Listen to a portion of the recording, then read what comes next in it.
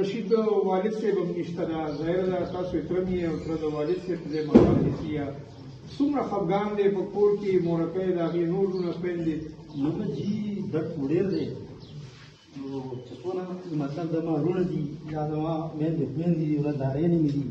نو جي درد خو د هغې د ټولو زمونږ یو دی تر اوسه هم سینه کې درد دی دي خو یو قسم نه لګي ترافیک د ډلې دي یو طرف مونږ لګي او د ما مونږ سیو لګي دا ولې دي خو یو څوک ځان مړ دی یو خوا ته یو څوک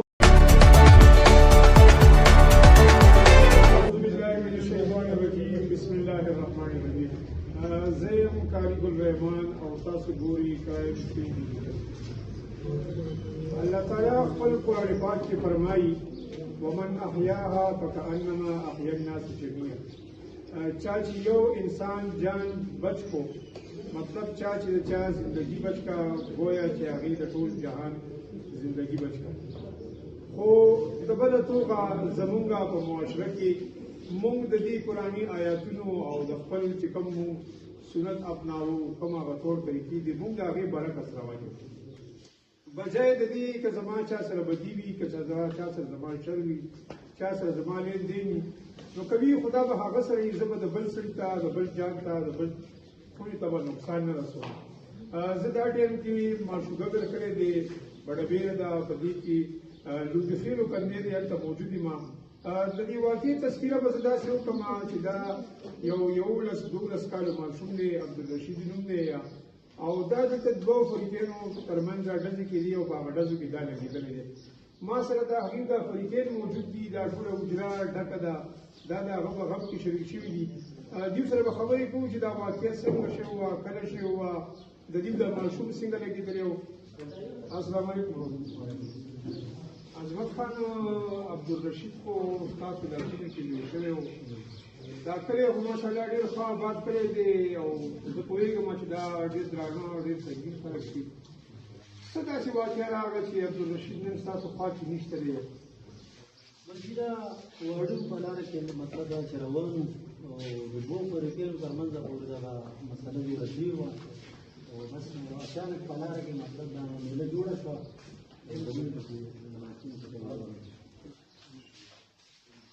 دې واقعیت کې چې دی لکه 302 یا 324 دي شکوک او شبهات په دې بنیاد باندې راځي چې عبدالرشید 15 ډزه لګېدلی دی دا څنګه شوی دی لکه بل څوک هم لګېدلي دي آیا عبدالرشید چېرته پروت و بیا یو دوه هم دغه لګېدلی دا ولې ګډوډ ده جی نه لکه ماشومانو په لاره کې ځکه چې هر څوک الله ته پته دی موږ ته پته نشته او په دا ټیم باندې خامخا الله د ماشومان نور خلک کوم خو صرف پکې زموږ دا ماشوم چې کوم دی نو وفات شوی دی نور چې کوم دی انشاءالله خیر شوی دی ټول دا عبدالرشید چېرته چوترې ته پروت و یا د هغو جی دا روان په لاره باندې ما ته بل کس وویل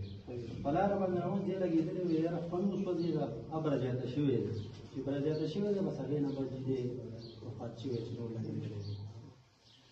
عبدالرشید والد صاحب هم نشته ده ظاهره ده تاسو یې تره مې او تره د والد صاحب په ځای مقام نیسي یا څومره خفګان دی په کور کې مورکۍ د هغې نور لونه خویندې نو جي درد خو ډېر دی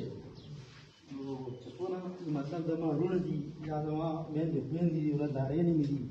نو جي درد خو د هغې د ټولو زمونږ یو دی تر اوسه هم سینه کې درد دی او لا خو په خپل حال هم وي چې مطلب څه خبرې وکړو یا څه کار وکړو یا څه مخکې قدم وکړو ما سره د عبدالرشید مشر ورور موجود دی دوی سره به خبرې کوم السلام علیکم عبدالرشید خو به تا سره ګرځېدو کور کې وروڼه خویندې یو بل سره لوبې ټوکې ټکارې سکول ته تګ راتګ څومره د عبدالرشید کمی محسوس شوی څه وایي چې لکه عبدالرشید نن نشته دی سکول ته به دې وړلو سکول نه واپس راتلو مور یې روټۍ خوړلی یا نه ده خوړلی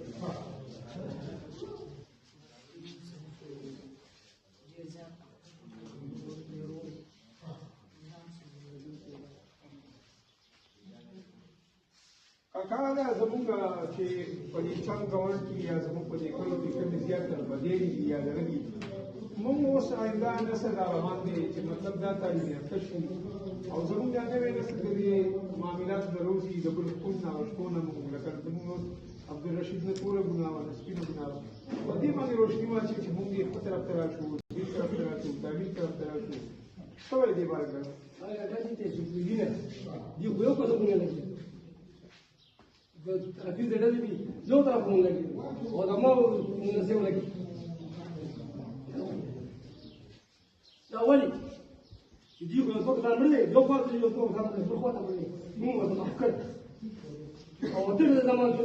که په یو مخ یو ځای لګېدلې موږ محفوظ که یو ډول لګېدلې په ډول لګېدلې محفوظ اته دې په یو ځای کې بیا دې ځای کې لګېدلې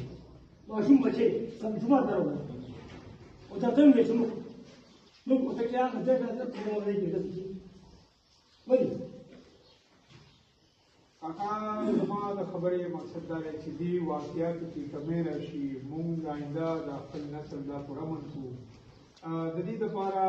زه به ووایم چې ستاسو په دې کلو کې دا مسجد ابوهریره دی، هلته به مفتي صاحب سره هم زما خبرې شوې کارونه څنګه به کمی را راځي دي چې مونږ به ځان کې څنګه بدلون راولو.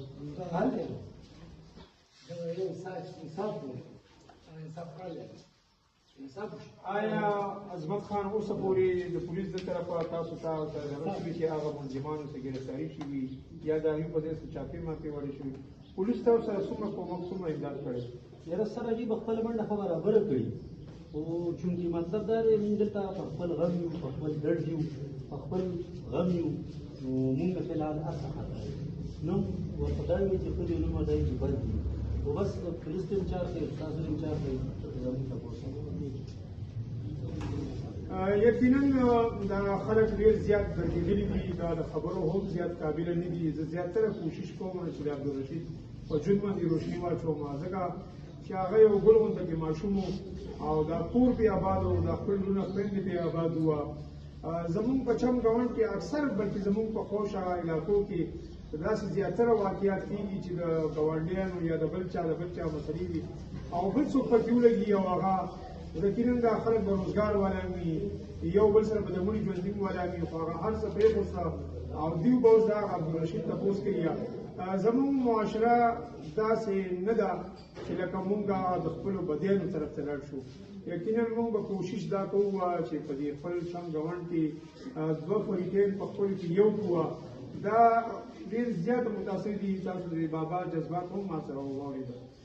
او ډېر افسوس مقام دی. په پولیس نه هم داسې مطالبه ده چې دوی کوم هغه DRC نظام اپناو کړی دی، کوم د جرګو هغه مرکو سیستم دی دغه تانې ته راوغواړي او دواړه فریقین یو بل ته مخامخ کېنئ. یقینا که دوی نن دلته یو بل ته مخامخ نه شو، سبا به بل ځای کې بیا به مخامخ شي او بیا به د بل چا خونه ورانېږي.